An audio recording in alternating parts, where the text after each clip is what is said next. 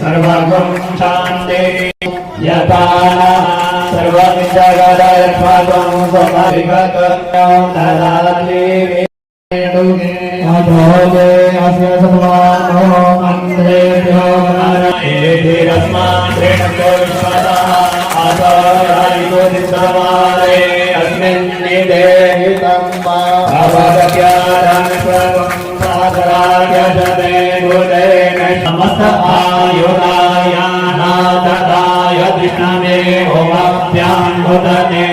बाहुभ्यां तवदन् वने मानो महन्तमुद